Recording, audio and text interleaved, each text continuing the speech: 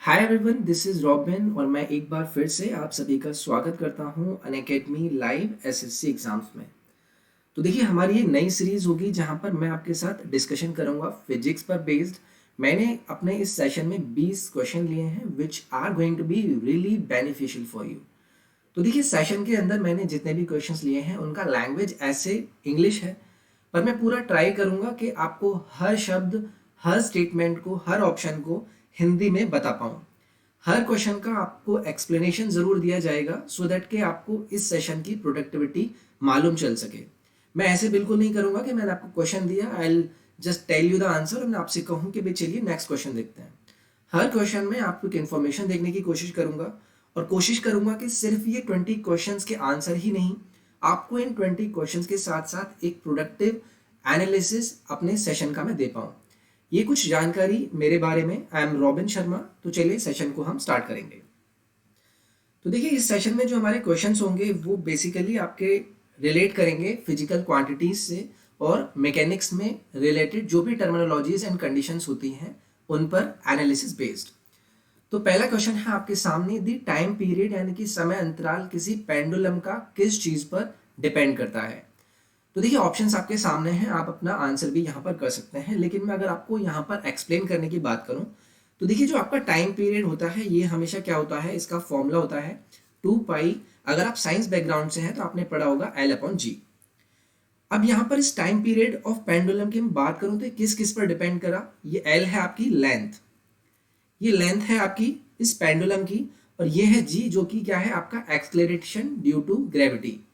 अगर ग्रेविटी का एक्सलेरेशन आपका यहाँ पर इस फॉर्मूले में, इस टाइम पीरियड के फॉर्मूले पर डिपेंड करता है और लेंथ डिपेंड करता है, तो ऑब्वियसली ऑप्शन में आपको क्या ऑप्शन दिखता है, सिर्फ लेंथ आपको यहाँ पर दिया गया है। सो आंसर आपका क्या हो जाएगा कि जो टाइम पीरियड है पेंडुलम का वो किस पर डिपेंड करेगा, लेंथ पर। नेक्स्ट क्वेश्चन है, आपसे पूछा गया है विच ऑफ द फॉलोइंग यानी कि निम्नलिखित ऑप्शंस में से which one is the smallest unit of length. तो देखिए, लेंथ की आपको चारों ऑप्शन में यूनिट्स दी गई हैं। अब आपको अगर पता है कि माइक्रोमीटर किसके इक्वल होता है, आप नैनोमीटर को अगर बता पाए मीटर के टर्म में कि वो किसके इक्वल होता है, तो आप कंपैरिजन कर पाएंगे। तो देखिए, अगर मैं आपसे माइक्रोन की बात करूं या फिर मैं माइक्रोमीटर की बात करूं तो वो किसके इक्वल होता है, आपका 10⁻⁻⁶ मीटर, अगर मैं आपकी ऑप्शन ए की बात करूं। इसी तरीके से अगर मैं नैनोमीटर की बात करता हूं तो ये होता है आपका 10⁹ मीटर। इसी तरीके से अगर एंगस्ट्रॉम की बात करूं तो this is equal to 10⁻⁻10 metre. और अगर मैं आपसे फेरीमीटर की बात करता हूं तो हर फेरीमीटर का यूनिट आपका इक्वल होता है 10⁻⁻15 मीटर। तो देखिए, आपको पूछा क्या गया है, स्मॉलेस्ट यूनिट। अब स्मॉलेस्ट यूनिट को आपने सेम मीटर में कंपैरिजन करके अपने सामने लिख लिया है। आपको पता है कि इनकी इंडिविजुअल वैल्यूज मीटर के टर्म में क्या होती हैं। तो सबसे छोटा कौन हो गया आपका, फर्मी मीटर। ठीक है, तो यहां से आपको चारों ऑप्शंस की मीटर के कंपैरिजन में वैल्यू भी पता चली और इस क्वेश्चन का कंपैरिजन करके आपने ये भी बता दिया कि ऑप्शन नंबर डी आपका यहां से करेक्ट होगा।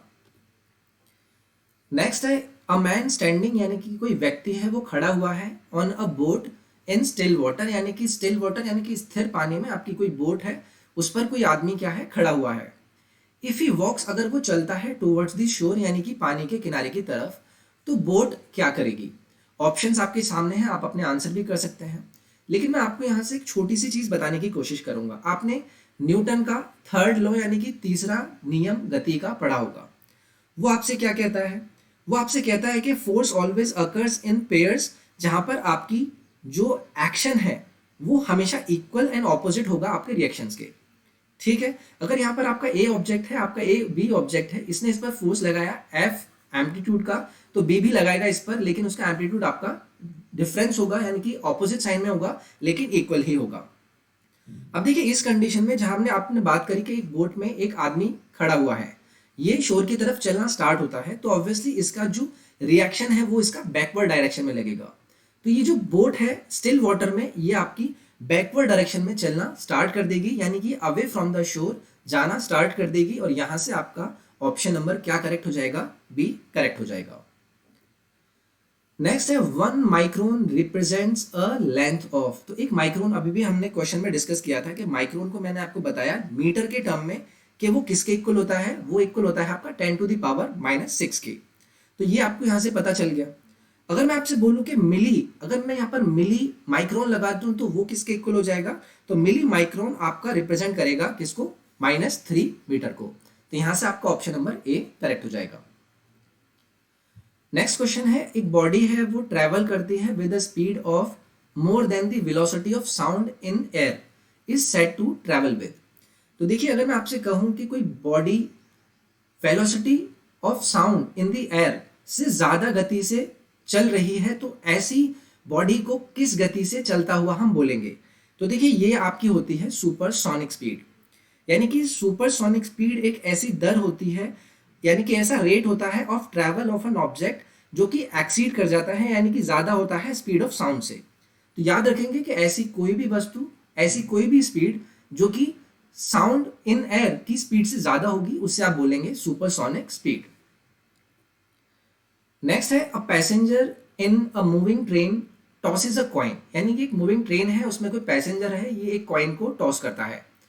If the coin falls behind him, अगर वो कॉइन इसके पीछे गिरता है, तो the train must be moving with what? An acceleration, a deceleration, a uniform speed, या फिर एनी ऑफ द अबव। यानी कि ऊपर दिए गए तीनों ऑप्शन में से कोई सा भी आपका हो सकता है। तो देखिए, अगर मैं आपसे बोलूं कि कोई ट्रेन है वो मूव कर रही है यूनिफॉर्म वेलोसिटी से, वो मूव यूनिफॉर्म वेलोसिटी से मूव करती है, तो जो कॉइन है वो फॉल बैक करेगा पैसेंजर हैंड में। यानी कि अगर उसने यहाँ से उछाला तो ऑब्वियसली वो उसके पीछे गिरेगा। ऐसी कंडीशन जहां पर ट्रेन की वेलोसिटी क्या होगी? यूनिफॉर्म होगी। वाइल अगर कोई ट्रेन है वो एक्सक्लरेट करती है, अगर कोई ट्रेन एक्सक्लरेट करती है, अब एक्सक्लरेट करने का मतलब क्या होता है? एक्सक्लरेट करने का अर्थ ये होता है कि उसका वेलोसिटी रेट बाय रेट, यानी पर स्पीड, आई मीन टाइम के हिसाब से वेलोसिटी उसका चेंज होता है, तो उसे हमने बोला एक्सक्लरेशन। तो ऑब्वियसली अगर मैंने आपसे बोला कि ट्रेन आपका एक्सक्लरेट कर रहा है, तो वो कुछ टाइम के बाद अपनी वेलोसिटी चेंज कर रही है। तो ऐसी कंडीशन जहां पर ट्रेन एक्सक्लरेट करती है, तो हॉरिजॉन्टल वेलोसिटी जो होती है ट्रेन की, वो ज्यादा होती है that of the coin by the time returns. यानी कि जब तक कॉइन वापस आएगा, ऑब्वियसली वो आगे निकल चुकी होगी। तो इस तरीके से क्या होता है, जो ट्रेन ट्रेवल करती है वो ग्रेटर हॉरिजॉन्टल डिस्टेंस में, कॉइन आपका बिहाइंड गिरेगा पैसेंजर से। तो यहां से आपका करेक्ट आंसर हो जाएगा ऑप्शन नंबर ए। ठीक है, आई होप आपको कंडीशन समझ में आई होगी। एक्सक्लरेशन यानी कि मूविंग विद एन एक्सक्लरेशन, और एक्सक्लरेशन भी मैंने बताया कि एक्सक्लरेशन हम बोलते हैं विद रिस्पेक्ट टू टाइम। अगर आपकी वेलोसिटी यानी कि आपका वेग चेंज हो रहा है, तो वो आपकी जो ट्रेन है वो एक एक्सक्लरेशन से मूव कर रही है। नेक्स्ट है, China wares are wrapped in straw of paper before packing, this is the application of concept of. तो देखिए, चाइना के जो वेयर्स होते हैं वो रैप किए जाते हैं स्ट्रॉ ऑफ पेपर में पैकिंग से पहले। तो ये किस एप्लीकेशन को डिनोट करता है, यानी कि जो कॉन्सेप्ट है वो कौन से एप्लीकेशन से रिलेट है? तो देखिए, ये होता है आपका इम्पल्स से रिलेट। अगर मैं बात करूं कि कोई सर्टेन इम्पल्स है, उसे अप्लाई किया जाए किसी छोटे से टाइम के लिए, तो वो क्या करेगा? आपको एक लार्ज फोर्स देगा, so the China wares break into pieces. यानी कि अगर आपको इसके बारे में पता है तो आप आई गेस आपको चीजें क्लियर होंगी। लेकिन अगर मैं आपसे बोलूं कि जो आपके वेब्स होते हैं, इन्हें रैप इसलिए किया जाता है कि अगर एक इम्पल्स उन चीजों पर अप्लाई किया जाए तो ब्रेक हो जाए पीसेस में। तो इस तरीके से क्या होगा, जो चाइना वेयर होते हैं उन्हें रैप किया जाता है स्ट्रॉ ऑफ पेपर में पैकिंग करते टाइम, सो दैट के जब अगर वो गिरे भी तो उस इम्पैक्ट से वो क्या करें, चाइना वेयर खराब ना हो, टूटे ना। और इसी तरीके से इसका जो कॉन्सेप्ट होता है, इसके पीछे उसको रैप करने का, वो क्या होता है? Concept of impulse. नेक्स्ट है, when a body is stationary, यानी कि जब एक बॉडी क्या है? स्थिर है, स्टेशनरी है, आराम में है। Then there is no force acting on it, यानी कि उसके ऊपर कोई फोर्स नहीं है। The body is in vacuum, the force जो उस पर लग रहा है वो कॉन्टेक्ट में नहीं है उस बॉडी के। जो नेट फोर्सेस हैं बॉडी पर लगने वाले, वो बैलेंस कर रहे हैं एक दूसरे को। तो देखिए, मैंने आपसे बोला कि आपके पास ये बॉडी है, ये बॉडी यहाँ पर सिंपल स्टेशनरी है, इस पर कोई मूव नहीं है। तो ऐसी कंडीशन में आप क्या करते हैं? आप ये बोल पाते हैं कि for both and moving objects with unchanging speed and direction, यानी कि हो सकता है मूव में हो लेकिन इसकी क्या है? डायरेक्शन चेंज नहीं हो रही है। इस कंडीशन में भी, या फिर ये स्टेशनरी है, उस कंडीशन में भी जो फोर्स होते हैं इस ऑब्जेक्ट पर लगने वाले, वो क्या होते हैं? बैलेंस होते हैं ईच अदर। अगर ये स्टेशनरी है तो इस पर लगने वाला नॉर्मल और उसका वेट एक दूसरे को क्या करेंगे? बैलेंस करेंगे। तो अगर कोई बॉडी आपकी स्टेशनरी है तो उस कंडीशन में क्या होता है? उसका नेट फोर्स लगने वाला वो बैलेंस करता है एक दूसरे को। तो यहां से आपका ऑप्शन नंबर डी करेक्ट होगा। नेक्स्ट है व्हाट हैपन्स, क्या होता है व्हेन अ हैवी ऑब्जेक्ट, जब कोई भारी object and a light object यानी कि एक हल्का object are allowed to fall from a certain height, यानी कि एक सर्टेन हाइट से दोनों को गिराया जाता है in the absence of air, यानी कि वहां पर एयर का कोई रोल नहीं है। तो ऐसी कंडीशन में आपको ऑप्शन ये दिया गया है, हैवी ऑब्जेक्ट पहले पहुंच जाएगा जो आपका लाइट वाला ऑब्जेक्ट है उससे, या फिर लाइटर ऑब्जेक्ट पहले पहुंच जाएगा, I mean later than the heavier object बाद में पहुंचेगा। उसके बाद both heavy and light object जो ग्राउंड पर पहुंचेंगे वो एक साथ पहुंचेंगे, या फिर डी ऑप्शन कि भाई इनमें से आपका कोई भी ऑप्शन नहीं है। तो देखिए आपको यहाँ पर एक इन्होंने स्टेटमेंट दिया इन दी एब्सेंस ऑफ एयर। यहाँ पर आपके पास एक भारी ऑब्जेक्ट है, यहाँ पर आपके पास एक हल्का ऑब्जेक्ट है, आपको इसने एक हाइट से आपने इसे ड्रॉ करा, मतलब फॉल कराया।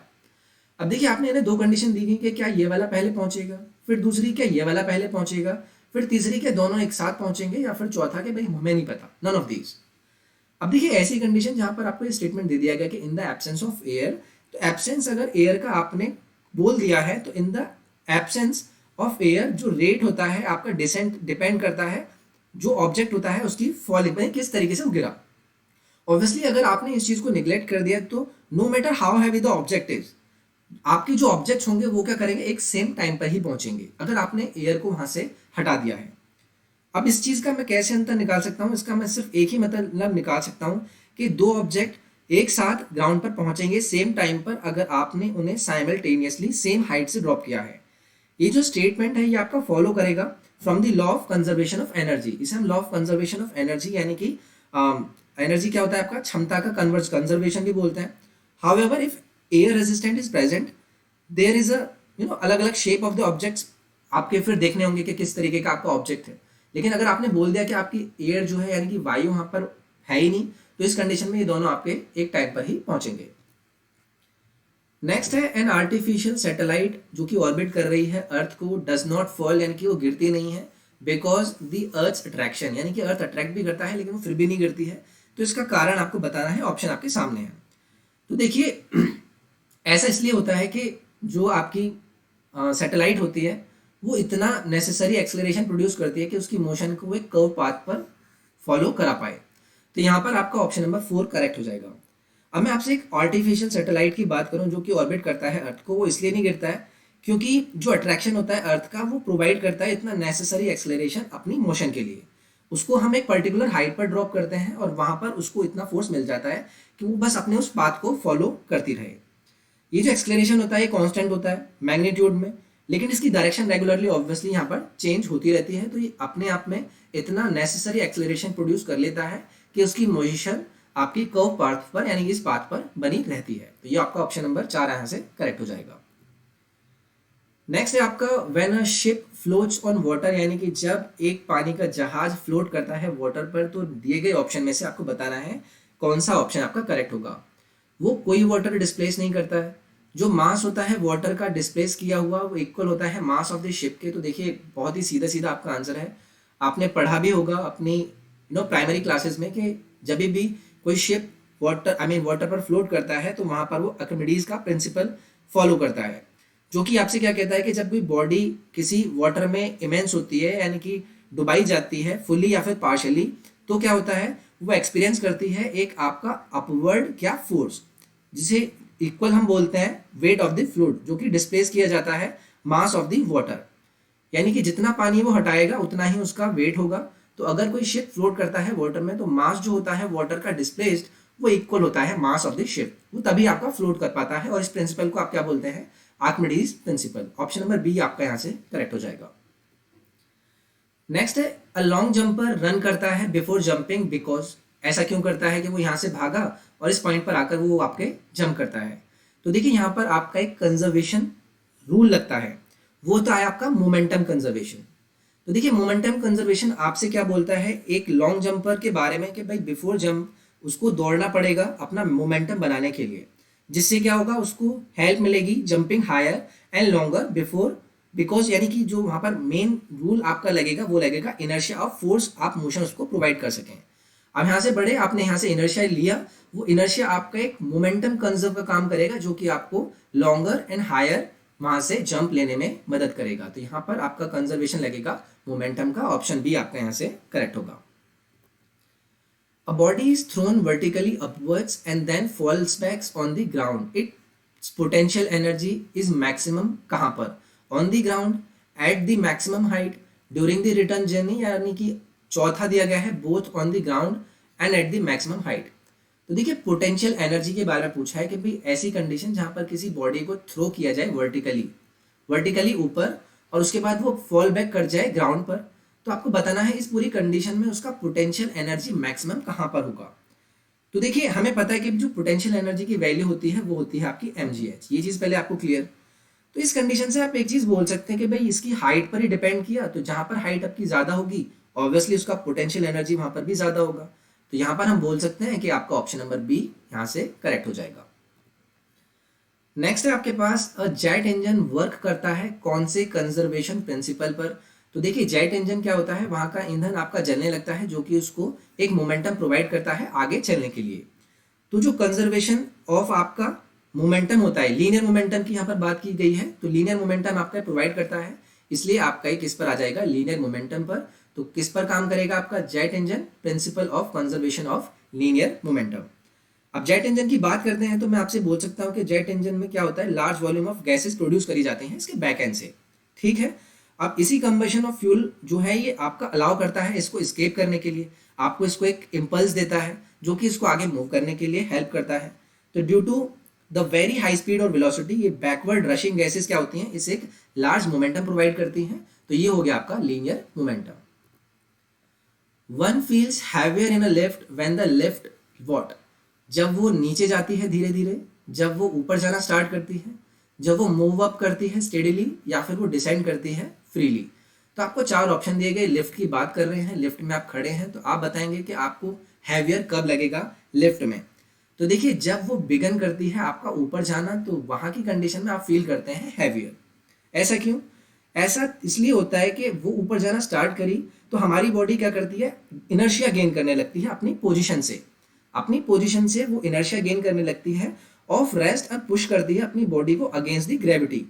तो आपको ऐसे लगता है कि आपकी बॉडी क्या है, हैवी हो रही है। तो ये कारण आपका क्या होता है, सिर्फ दूसरी कंडीशन में जहां पर आप धीरे धीरे ऊपर जाना शुरू करते हैं। तो ऑप्शन नंबर बी आपका यहाँ पर करेक्ट होगा।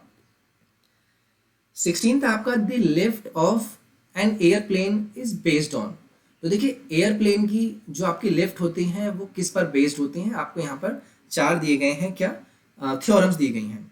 तो अगर आप लिफ्ट की बात करें एयरप्लेन की, तो आपकी बर्नौलीज थ्योरम पर डिपेंड होती है। बर्नौलीज थ्योरम को एक्सप्लेन करने के लिए थोड़ा सा टाइम चाहिए, बट आई ट्राई कि मैं नेक्स्ट सेशन में इसको इंक्लूड कर पाऊंगा। तो याद रखेंगे कि एयरप्लेन का जो आपका प्रिंसिपल होता है, the lift on the airplane, वो आपका किस पर होता है, बर्नौली थ्योरम पर। नेक्स्ट है the working principle of washing machine. तो देखिए वॉशिंग मशीन पर प्रिंसिपल ये आपका काफी बार एग्जाम में पूछा गया है। ये आपका काम करता है सेंट्रीफ्यूगेशन पर। तो देखिए वॉशिंग मशीन के वर्क की बात करूं, ये सेंट्रीफ्यूगेशन पर आपका काम करता है, लेकिन सेंट्रीफ्यूगेशन की मैं बात करूं तो ये आपका ऐसा प्रोसेस होता है जो इन्वॉल्व करता है आपका सेंट्रीफ्यूगल फोर्स को for the separation of mixture with the centrifuge, जहां पर आप इंडस्ट्री में, लेबोरेटरी सेटिंग्स में इसको यूज करते हैं, ठीक है। तो अभी तक यहाँ पे इतना ही याद रखेंगे कि सेंट्रीफ्यूगेशन आपका वर्किंग प्रिंसिपल होता है वॉशिंग मशीन्स के अंदर।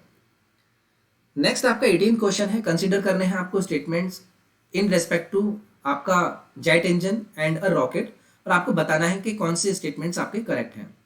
पहला है आपके पास, जेट इंजन यूज करता है सराउंडिंग एयर को for its oxygen supply and so is unsuitable for motion in space, यानी कि इसलिए ही वो अनसूटेबल है स्पेस में। उसके बाद सेकंड की बात करूं, रॉकेट क्या करता है, कैरी करता है अपना all supply of oxygen in the gas form as a fuel. तो देखिए अगर मैं आपसे दोनों कंडीशन की बात करूं तो यहाँ पर आपका दोनों ही करेक्ट हो जाते हैं। मैं एक आपकी जेट इंजन की बात करूं तो वो अपनी सराउंडिंग एयर ही यूज करता है ऑक्सीजन सप्लाई के लिए, जो कि स्पेस में जाके यूजेबल नहीं होती है। वहां पर जो भी आपको करंटिंग इश्यूज करने होते हैं, रिवॉल्व कराने के लिए आप वहां पर एयर नहीं मिलेगी, तो उस कंडीशन से वहां पर आप मूव करने लग जाएंगे विदाउट द मोशन, ठीक है। अब मैं रॉकेट की बात करूं तो रॉकेट में क्या होता है, अपना ओन सप्लाई ऑफ ऑक्सीजन होता है, ओके। तो यहाँ पर चीज क्लियर है, तो आपका ऑप्शन बोथ आपका 1 और 2 यहाँ पर करेक्ट हो जाएगा। Match list 1 and list 2 and select the correct answer using the codes below in the list. तो आपको लिस्ट 1 दी है, लिस्ट 2 दी है, मैच करना है। अब देखिए यहाँ पर वेवलेंथ है, यहाँ पर इनके क्या दिए गए हैं, आपको यूनिट्स दिए गए हैं। अब इनकी अगर मैं आपसे बात करूँ तो वेवलेंथ क्या है, डिस्टेंस है बिटवीन दो कंसेक्यूटिव क्रेस्ट के बीच में, जो कि क्या होता है 10 टू द पावर -10 होता है यानी कि हम इसे एंगस्ट्रॉम भी बोलते हैं। तो वेवलेंथ आपका कनेक्ट हो जाएगा 2 से, यानी कि ए का हो गया आपका 2। अब इस तरीके से मैं एनर्जी की बात करूं तो एनर्जी के लिए मैं बोल सकता हूं कि इसका जो यूनिट होता है वो क्या होता है, जूल होता है। तो बी का हो गया आपका क्या, 3। अब इंटेंसिटी ऑफ साउंड की मैं अगर आपसे बात करता हूं तो ये आपका डिनोट होता है किसमें, डेसिबल में, यानी कि सी का हो गया आपका 4।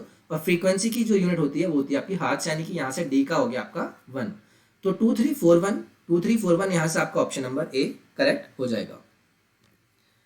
नेक्स्ट है अगेन आपको यहाँ पर लिस्ट 1 और लिस्ट 2 में मैच करना है। तो टेम्परेचर की बात करूँ, टेम्परेचर का यूनिट क्या हो गया आपका, केल्विन हो गया। पावर की मैं बात करूँ तो पावर यहाँ से क्या हो जाएगा आपका, ऑब्वियसली ये वॉट हो जाएगा पावर का आपका। उसके बाद प्रेशर की बात करूँ तो प्रेशर के लिए डिनोट करने के लिए आपको यूज करना होगा पास्कल। उसके बाद फोर्स का आपका न्यूटन होता है। तो ये तो 1 2 3 4 ही हो गया, ऑप्शन नंबर सी 1 2 3 4 यहाँ पर आपका करेक्ट होगा। तो देखिए ये था हमारा फिजिक्स पर बेस्ड एक पार्ट जहाँ पर 1 से लेकर 20 तक के हमने क्वेश्चंस किए। आई होप आपको इस सेशन पसंद आया होगा। आप इस सेशन को लाइक ज़रूर करें अगर आपको इस सेशन पसंद आता है। आप शेयर कर सकते हैं, सब्सक्राइब कीजिए चैनल को, बेल आइकन को दबाइए सो दैट कि सब्सक्राइब हो जाए। आप टेलीग्राम को ज्वाइन कीजिए जहाँ पर वीडियोज़ के लिंक्स एंड PDF आपको प्रोवाइड कराए जाते हैं। इसके साथ साथ आप अनअकैडमी SSC के इंस्टाग्राम पेज को भी फॉलो कर सकते हैं जहाँ पर रेगुलर पोस्ट मैं आपके लिए पोस्ट करता हूँ। तो हम फिर से मिलेंगे नेक्स्ट पार्ट में। अपना ख्याल रखिए, टेक केयर, बाय बाय।